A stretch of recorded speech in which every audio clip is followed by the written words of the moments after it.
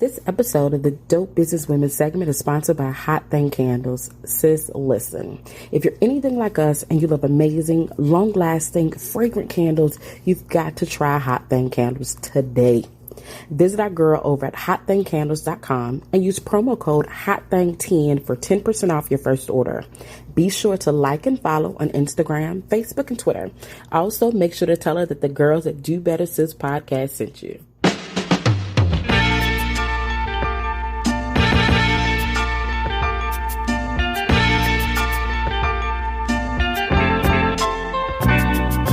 Hey guys, we're back with another Dope Businesswoman segment. Today's guest we have in studio is Maudra.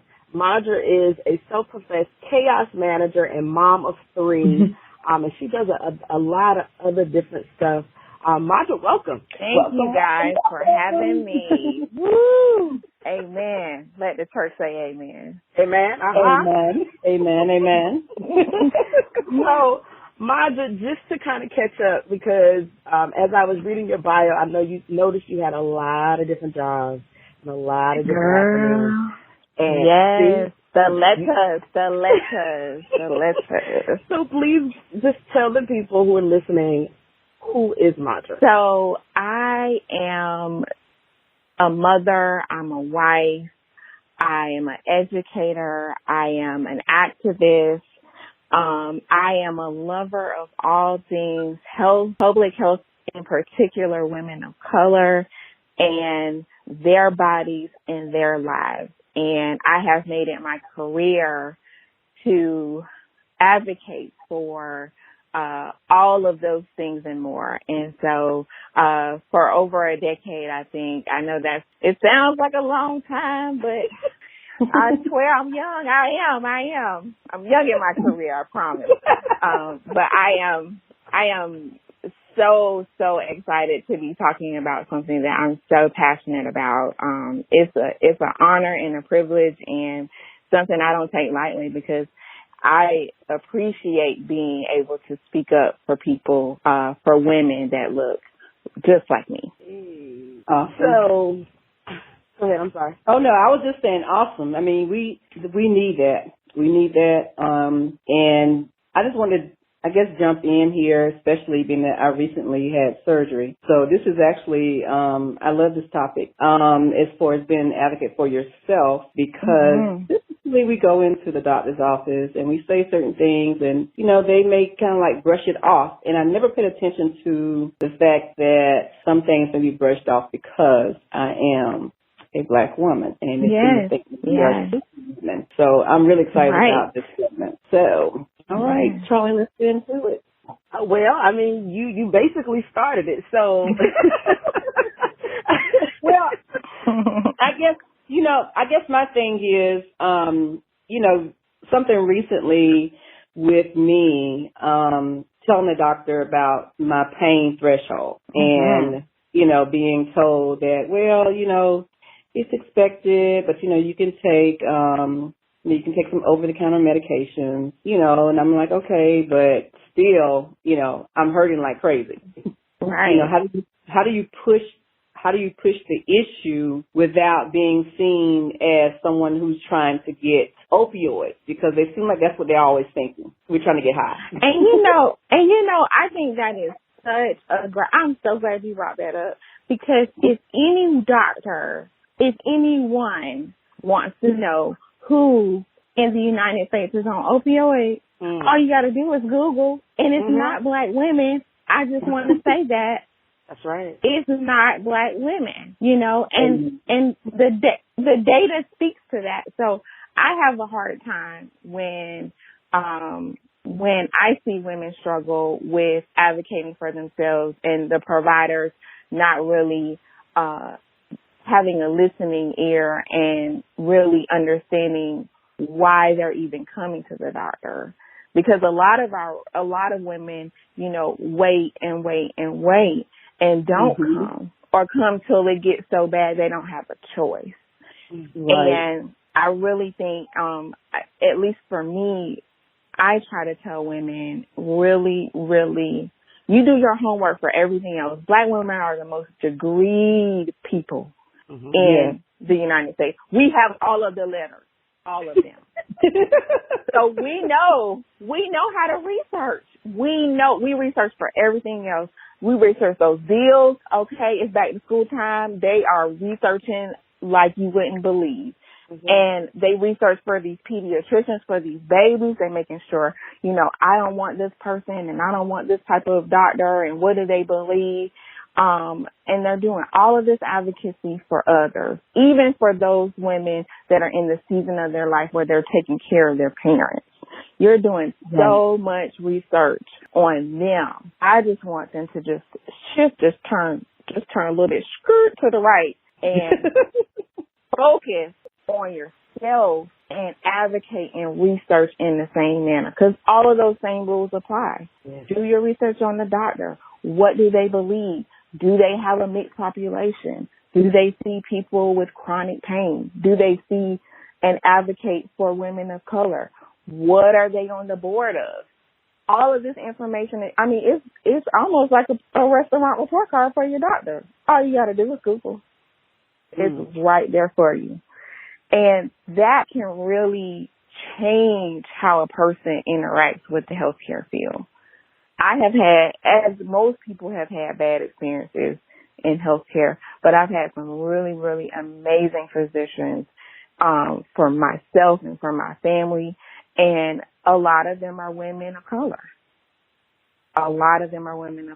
And it's nothing against, other kinds of doctors or other ethnicities, but I have a real connection with a woman of color, and how she goes and moves in this world is very similar to mine.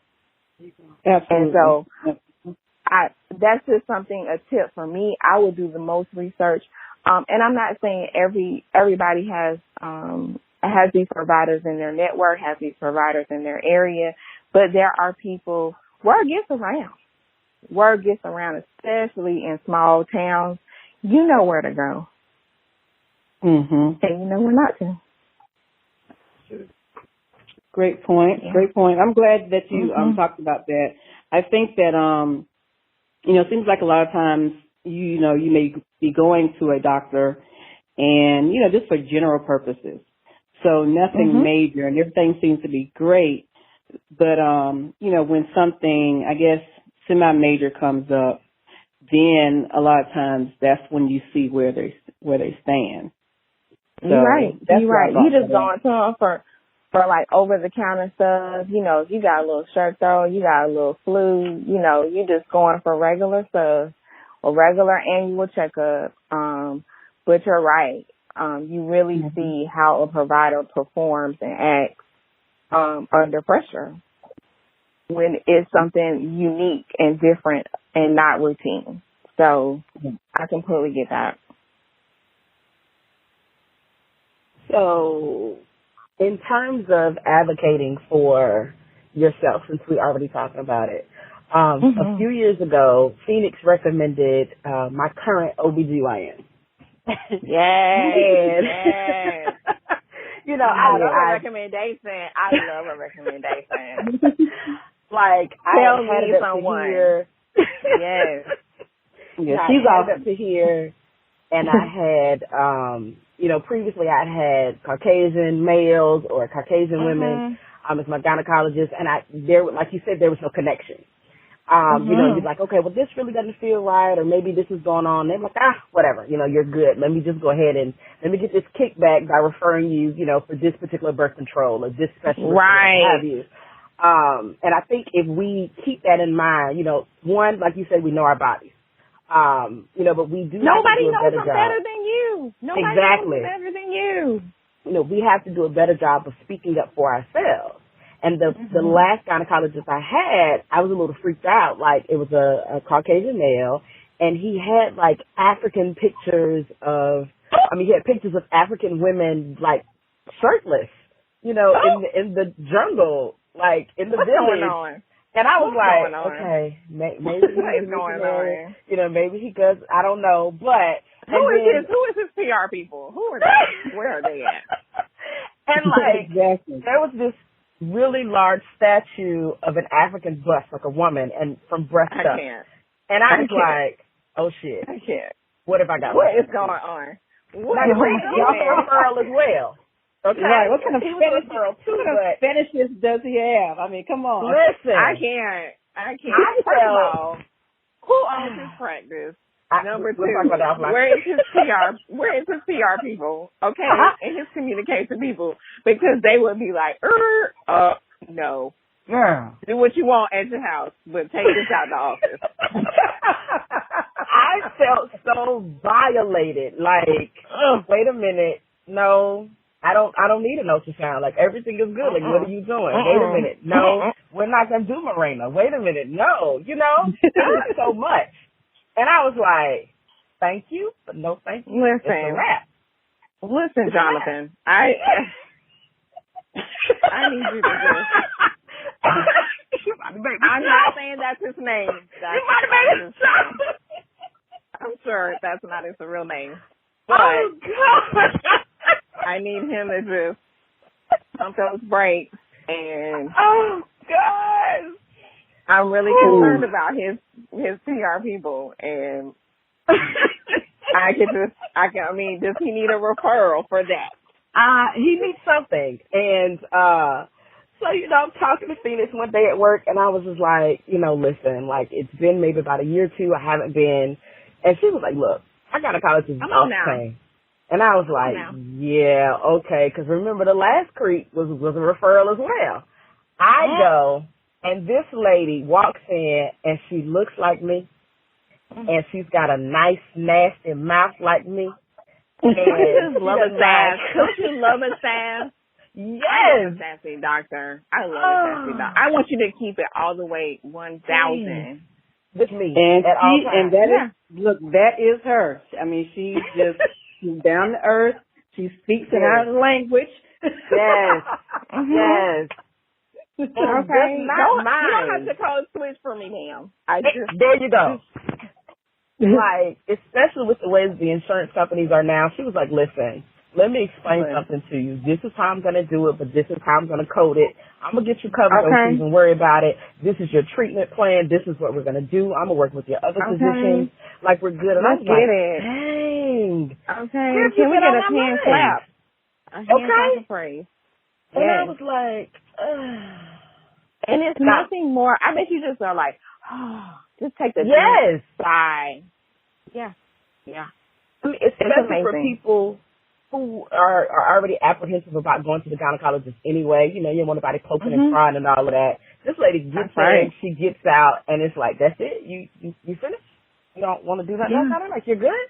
But she's quick, she's efficient, and her entire staff is great, but she is phenomenal. Now, I do get a little upset because, people, she's real popular now, and it takes a little minute to get in there. Okay. You better make that annual when you take the annual. Exactly. For the next annual. Right. I know. We need more physicians like her. We need physicians who go in and who can change the industry, because right now the industry is not geared towards African Americans. The treatment plans, the medications, it's like, okay, well, whatever. I'm going to weigh you on this Caucasian chart. My 5'3", 190, 210 don't look the same as their 5'3", 190, 210. Let me tell you, these hips make a difference. They do. Okay? Don't put me on the BMI. That's not. Let me just say, ladies, I am 5'2", and I do work out every day. But guess what? I am still 170, and I probably will always be 170, because the hips, they ain't never going anywhere. I got it with my daughter, and they going to stay right here. They going to stay right where she gave them to me. So ain't nothing wrong with that. Nothing. I'm healthy. I have the most amazing blood pressure. I mean, you have to find a provider that understands the limitations and the bias that comes with some of this research and some of these charts and all of these things. They are inherently Caucasian and do not represent and do not take into account a Black female's body type. I mean, we're dealing with so many other factors. I mean, the levels of stressors in our lives that we deal with all around. I mean, you're dealing with stress 360 degrees. That's something that only another woman of color, for me at least, this is Maudra's opinion, can understand, can empathize, can help you work through. All of those things are just, she has, you know, a deeper understanding. And I would even counter Black male doctors as well, because Black males come from Black mamas. That's right. Yeah. Look, that deserves an amen. That's exactly what I'm saying. Okay. So plug for the doctors of color. We need more of you. We're so happy that you guys chose this profession, and we want to support you. So, yes. Yes. I can't wait till mine start his own practice again. Oh, I miss him. Amazing. It's a difficult field. It's difficult. I work with a lot of physicians, and, you know, it really is. You mentioned, like, your insurance and this and that. I mean, that navigating the healthcare field, I think we believe is only one-sided. Like, we're dealing with all the struggles of, you know, of whatever insurance, you know, provider that you have. Doctors deal with the same thing. They're like, I don't know, will it pay? Will it not pay? How is this? Am I going to make my payroll? You know, all of these things are working on them just as much as they're working on us. We're trying to figure out, well, am I in network? Am I out of network? Do I have a network? What the hell is a network? Right. Right. So, yeah. Lots of navigating. So, routine healthcare tips for women of color in our age bracket, like 25 plus. What tips do you have? Man. First, I mean, I would definitely say, so we mentioned that doctors, you know, they're a business. You know, they have to see patients to get paid. You know, just like you go to your job and you give them 7.5, you know, and they pay you for it. It's the same makeup that is the same makeup that a physician's office is. Only thing that they're trading services instead of actual PowerPoints and portfolios and other things that are tangible.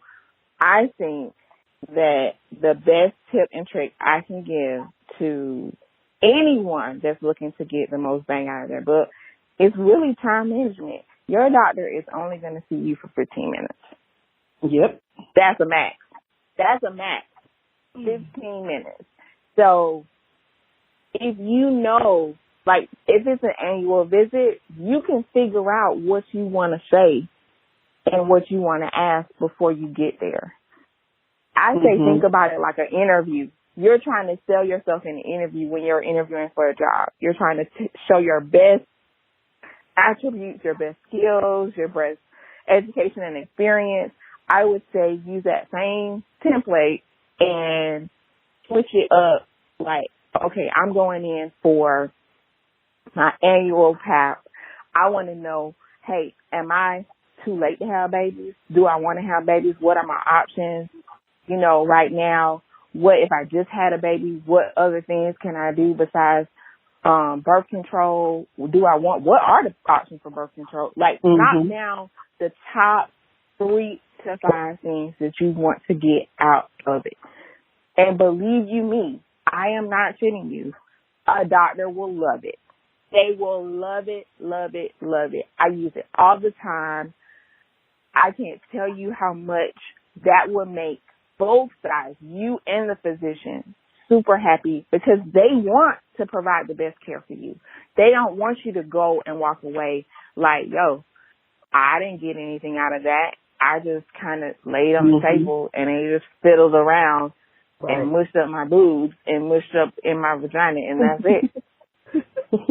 Because that's essentially what they do. But there's a period of time they want you to be like, okay, these are the 3 things that's on my mind right now. I just had a baby. I don't want to have another one right now. What are my choices? When can those choices be implemented? Like, I remember, because the biggest thing for women, for all women in general, if you've had a child, is birth spacing. You want to stretch it out a little bit. You don't want to have them kids back to back. You just don't. Like, physically, your body has not recovered. And mentally, your body has not recovered. Right. You were just pregnant, and you don't want to be just pregnant again. Now, I say all of that with a grain of salt because my kids are 15 months apart. So I'm telling you from actual, like, I actually messed up. So what I'm saying is, thank the Lord, I'm so blessed. I love him so much. But birth spacing is so important, especially for young women, because it gives you time in your life to really prepare for what a child and how a child impacts your life. And so when you're going in for these 15 minutes, even if you're not looking for a baby, if you want to prevent pregnancy, that's a huge, huge thing to talk about. Maybe your birth control isn't working for you. Maybe you having spotting and crazy emotions and gaining weight, like all of the things. Speak up. Say those things up front. Hey, this is what I'm here to talk about. These are my concerns. Can you help me? If you can't, can you point me in the right direction? Right. Yeah. And another thing that I noticed too, like before my surgery, my doctor, she wanted me to have all of these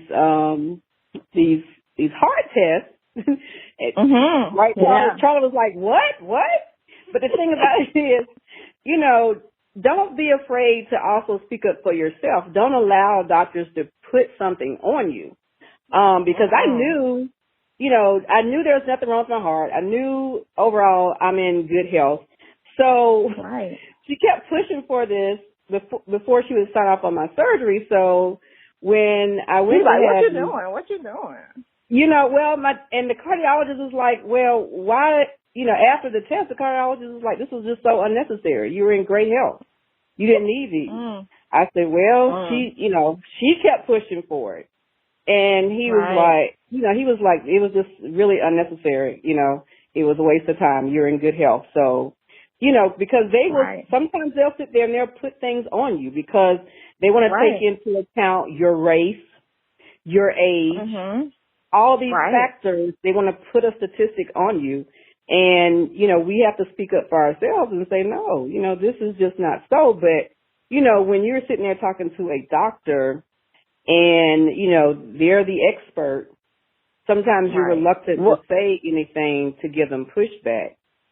But just hearing that white coat syndrome is very serious. Yeah. That white coat syndrome. Yes. It is. It is. And I just, and I bring that up because I knew there was nothing wrong with my heart. But I knew I needed the surgery too. But at the same time, like, okay, this is something my insurance has to pay for. Right. And when you have we have with our employer, we do like a health, it's like a health examination or health score, and that can determine what your premiums are. Okay, you got that good insurance. Okay. All right. Okay. Because I'm it is not with mine. It is, but it can be costly if you are seen as being someone who is costly. Yeah, that's right. That's right. Speaking up for yourself is very important. So, and I don't know if people are fully aware of what their health insurance entails. I don't know if they pay attention to it, just say, oh, I have health coverage. But actually, when you start digging down in it and see, wait a minute, if I'm having all these things, they can see me as a risk, which that can drive up my premium. Right. And so I think it's important for people to know that there are always, there are rules against, being biased against people with health conditions outright, but there are many, many ways to get around a rule. And your point is well taken because them saying, you know, we're going to offer you this screening. We want you to take this screening, and we're going to categorize where you are in the health spectrum is very true and very real, and they do look at things like that. But I would say everyone should be empowered to call their insurance companies and ask them straight up, what is this? Is it covered? What is my copay? What is my out-of-pocket? And they know. They know, especially if you know in advance where you're going for surgery, who's performing the surgery. People get really confused with this. They're like, I'm in the hospital, but my doctor's doing the surgery. There's a physician fee. There's a place of service. There's hospital. There's inpatient. There's outpatient. There's so much mumbo jumbo, so much noise, but you are paying for coverage with a insurance company. They are insuring you.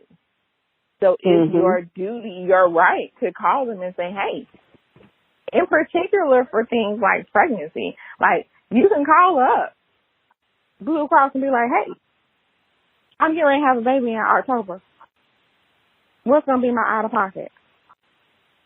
And they can tell you. They can tell you what that is going to be.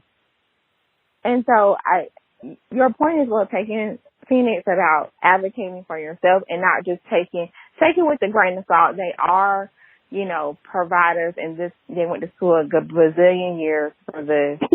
But, you know, they're people too, you know, and they're kind of, you know, put in a situation where they're, you know, they work for the insurance companies too. Right. Right. So you're right. That's crazy.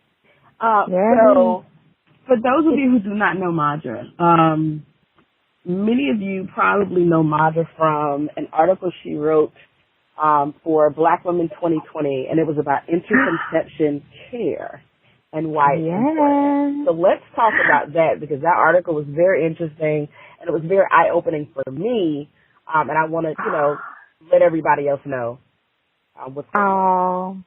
It was such a pleasure to write for Medium and for Black Women 2020, and I really enjoyed because I am kind of in healthcare, and we tend to, you know, write abstracts and write very clinical and do studies and all of these, you know, really sciencey things.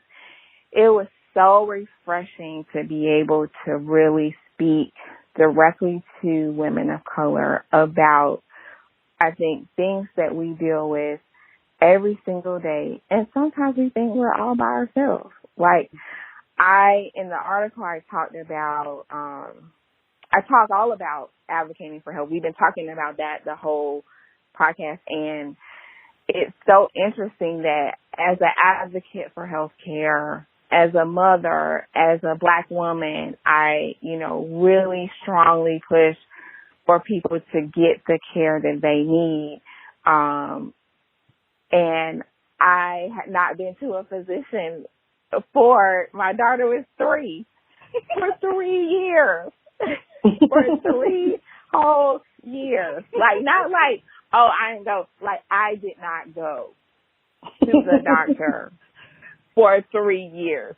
And I just want that to sit to your soul, because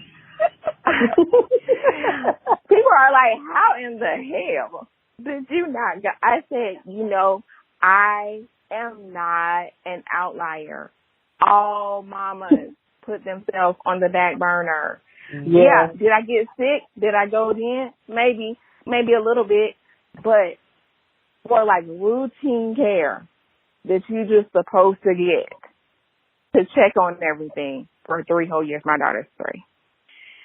And I just found that to be such an interesting dilemma, because, you know, we in health, I think other people outside of healthcare think that we're not like, we just know better, we just do better, we just do all the right things all the time. But it's very humanizing to know that we are all in this together. We have the same struggles. We have the same, fears. We have the same, shenanigans of life. And I just want Black women to know that and just really, know that we're all working to get better, and we're all working with each other. And we just really, when you see a sister, support a sister. When you see her, struggling or she needs a referral, like you guys just said, refer that doctor that is the bomb, that really does great work. And the same, do the same for your sister as you will for yourself. So the article was a pleasure to write, and I really hope that people begin to take a strong look at what's going on in our country and what's going on with Black women, because we are the backbone. We are the thing. We are the excellence that is America. I'm gonna just put that out there. I know I'm taking it a little high, a little extra, but that's all right. That's fine. I really believe it. I really believe it, and I just want them to understand their power and to really know that you have to put yourself first. You need to put it on the checklist. It needs to be Maudra at the top. It needs to be Phoenix at the top. It needs to be Charlie at the top. And everything else will fall into place. There's an interesting saying in my family that women are the thermostat of the house. I like that. So if you are running hot, mama, the whole house is hot. That's right. Okay, it's burning up. Mm-hmm. And if you are running cold, if it is too much, if you have shut down, then the whole house is freezing. That's right. I like that. And that's the truth. Okay. You do set the temperature. And going back to what you said, I mean, when you talk about Black women being the backbone of this country, hell, a lot of famous men and even founding fathers of this country, some of their children suckled from the teats of a slave woman. Okay. You better tell it. You better tell them about it. Look, we provided that nurturing. Sustenance. So, hey, the sustenance. That's right. We provided it. So I absolutely agree with you on that. That's good stuff. I'm surprised Charlie didn't say yes. I'm trying to hold back. Look, I'm trying to hold back just a little bit. It's okay. It's okay. Don't hold back. We know. And guess what? Everybody else knows too. And that's the crazy thing. Everybody else knows too. Don't pretend that you don't know when it's the truth. It's the truth. That's true. And we have to look at ourselves as a community as well. I know recently, I mean, I've had surgery and plus I've been sick, but Charlie was like, hey, because nothing was working. I had this, I don't know, it was a cold or whatever, but nothing was working. And Charlie was like, hey, look, try this bra, and it's going to get you right. And when I say, I was like, well, okay, I'm one, I'll give people advice and try some things too, but I had never heard of this one. So I was like, okay. Is it bone broth? Look at me. I'm like, is it bone broth? It's not even bone broth. Bone broth is great. It's excellent, but this was garlic and oregano broth. Yeah. Ooh. And I had some head stuff going on and the cold and stopped up running, eyes running, everything. And I was like, oh my God, this is not happening to me. I've just, I just got back to work and now here I am sick. I can't be out. But let me tell you, I drank that broth and oh my goodness. One hit, everything stopped running. Second hit, I was like, okay, I'm back in the game. Listen, okay, write down garlic and oregano broth. That has saved me from a sinus infection, and I normally get one every November, for maybe about the last 7 or 8 years. But for the last 3 years, I've not had one sinus infection. That's great. When I feel it coming all on, about holistic. You have to be. Oh my God. You gotta try it. Yeah. So if my I feel the symptoms, My thing is, if it didn't work, okay. But if it does, hooray. Absolutely. And it was hooray. I was like, thank you. I want to take my whole head off. Okay. I'm like, wait a minute, I'm confused. Like, what is the problem? Like, you just had surgery. Like, you are fresh back to work. When I say fresh, like, just clocked in first day back to work. Like, do you not want to go back to work? Like, are you imagining these things? Exactly. You know? It wasn't no imagination. Sometimes the Lord say, hey girl, hey, you wanna be a stay-at-home wife? You wanna be a stay-at-home wife? It's funny, but it's not funny. It's funny, but it's not funny. Okay? Because I think about it, but I'm like, no, that's not how my life is set up right now. You got to put it on your vision board. That's right. Okay? That's right. I'm a big proponent of the vision board. You know, I'm not with the pictures and the cutouts. I'm like with straight up Sharpie. Like, here is the goals for the 2019. Let's write it out, make it plain. Okay. You notice I said stay-at-home wife, not stay-at-home mom. That's different. I heard that.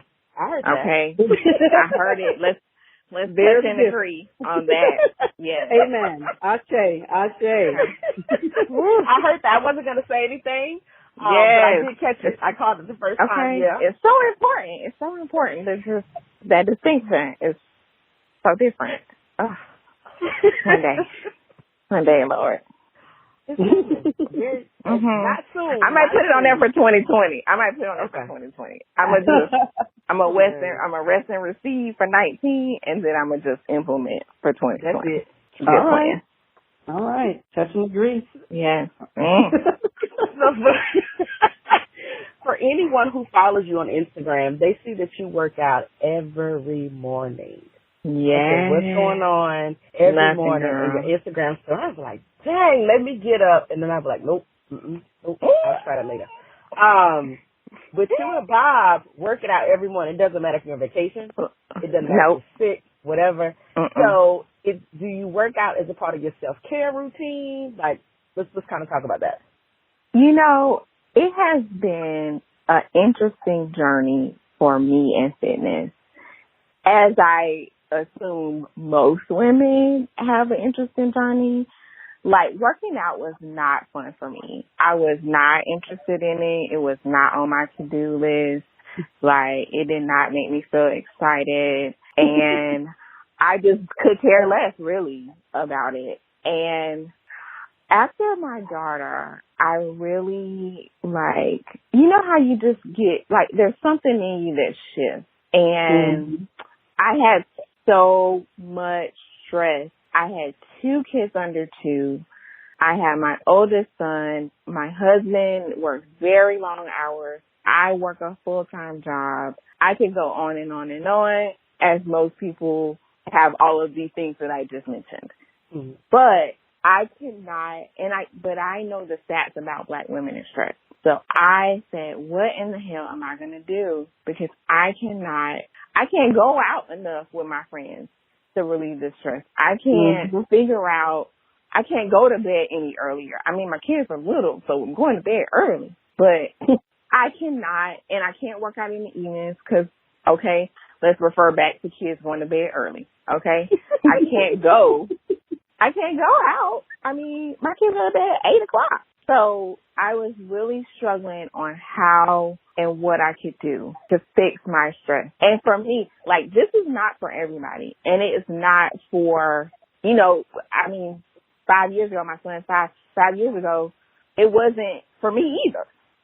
I think there are seasons in people's lives, you know, that really shift their perspective. And I know the stats. I come from the South. I'm a Black woman. I come from a poor neighborhood. My stats of living long are very slim. So what can I do to change that? I can exercise and eat right as best I can. Now, eating right is still a challenge for me, but what can I do every day? I mean, it's the South. That's all we tell. Yeah. Okay, I love mac and cheese, so let me just put that out there. Nothing wrong with it.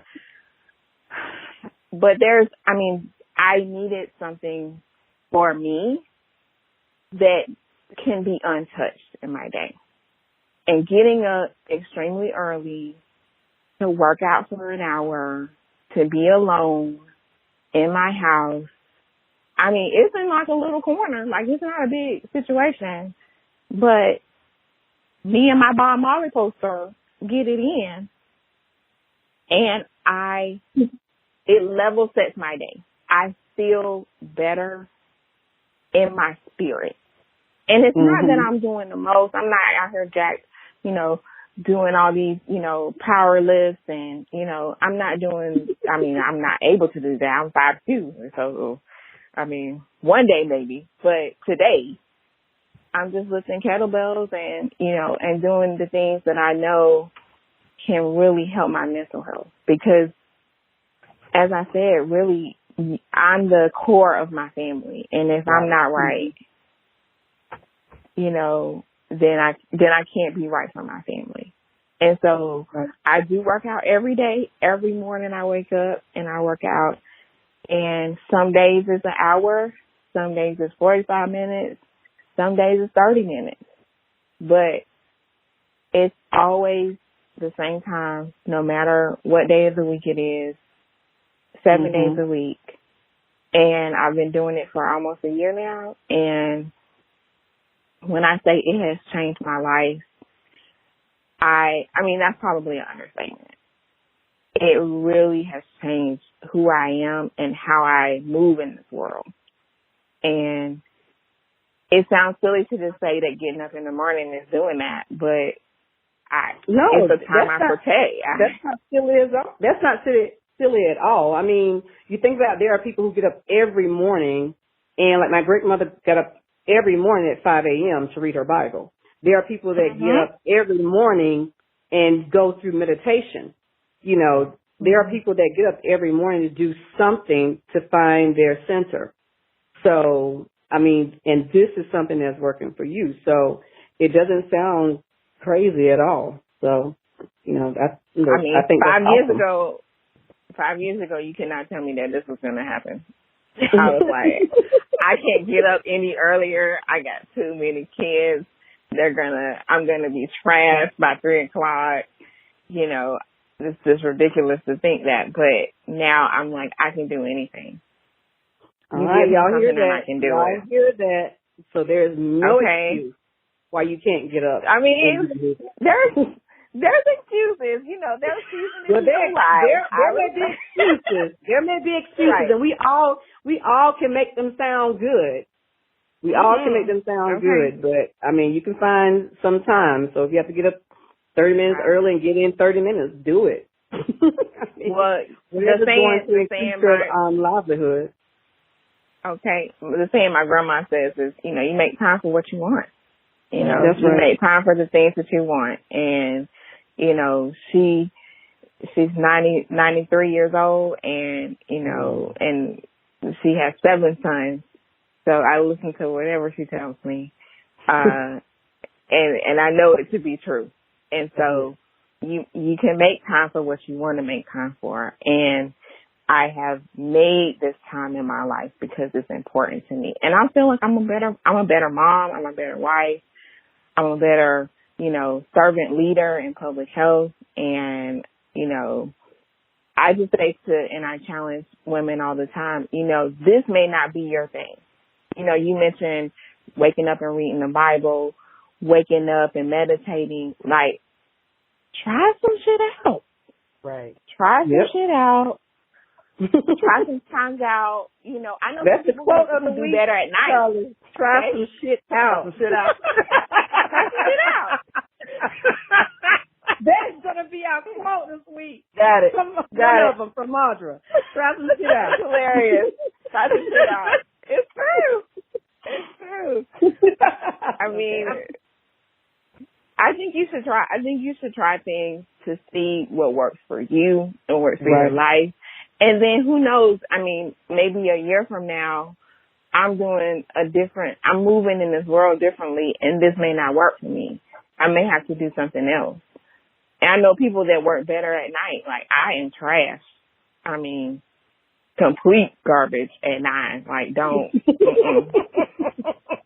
I can't do anything. Don't ask me to send no emails. Don't ask me to, put some slides together. Like, wrapping it up. I'm doing some night yoga.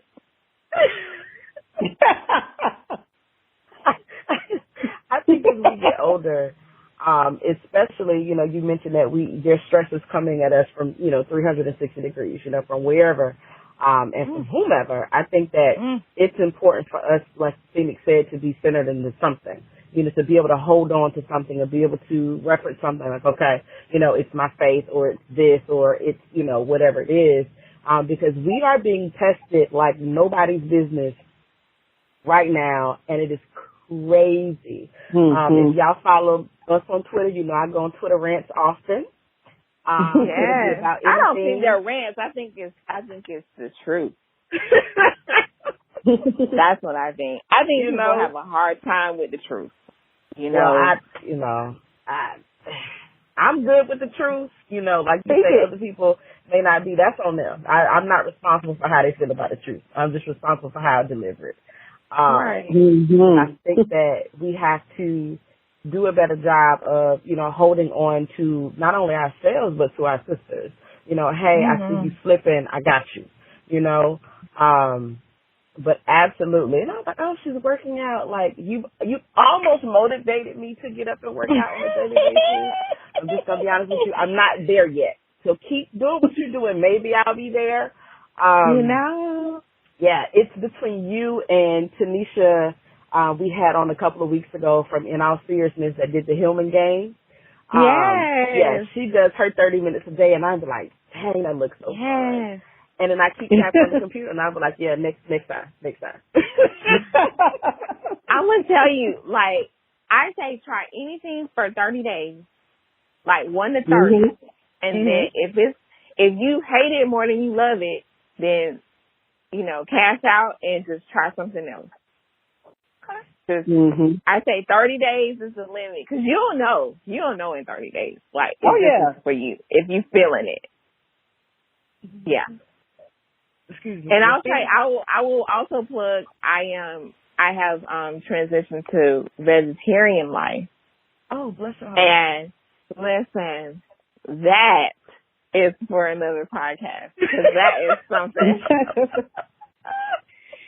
I tell you, and that's something also that has changed my life. But I think you really have to set your expectations for these changes in your life, because the devil will throw all of the things at you. It's barbecue season. What you gonna do? For real. Okay, and Thanksgiving's at your house. What you gonna do? So I think there's a yes. Everything in time. Agree. I can't. Oh my gosh. Okay, so we talked about self-care tips. We talked about advocating for ourselves when we see these physicians. We talked about interviewing the physicians. We talked about interconception care, so before, during, and after childbirth. Yes, before, during, and after. And then we've like cut the food. So what is it something that you would like African American women or women of color in particular to know when it comes to their bodies and the healthcare industry? Like, help us be better patients, rather. Well, I think, you put it as if, we are in charge. Like, you are going to a place and paying money for a service. So when you go and get your hair done, if it's not right, guess who's going to know? The hairstylist. Okay? When you go to the grocery store, okay, and you look at them strawberries and 5 of them is molded, Okay, what you gonna do? Take it back. Okay, because it's not right and you can't eat it. I feel like women feel like they're in a position where they can't say no or question or wonder or bring up whatever. They are providing a service. They are in the service industry. That is that is the biggest thing I can say to anyone that's going to a doctor's office. You are in charge, not just of your body, but of this experience. If you don't like what's going down, leave. That's right. Leave. Nobody is the boss of you but you. Because I guarantee if something's not right with your kid at a physician's office, you will be the first one on the table like, what's up? Come through. Yes. I'm ready. Mm-hmm. Taking your earrings off, okay, and pulling that hair back like, hey, is it time or is it time? Is it time or is it time? That's so true. So use that same energy for yourself. Use the same energy that you're going through for these kids, for your parents, for your grandparents, for everyone else. Use that same energy for yourself. Prioritize you, and the rest will come through. Look at you with the quote for the gym. Wait a minute. Prioritize you, and the rest will come through. Another quote. Thank you, Maudra. Wait a minute. Prioritize you. Over here, like I'm in church. That's it. Oh gosh. Okay. Look, I made sure I wrote that down, so y'all will definitely see that. So when you see, you know exactly where it came from. Yes. Okay, I love it. Mhm.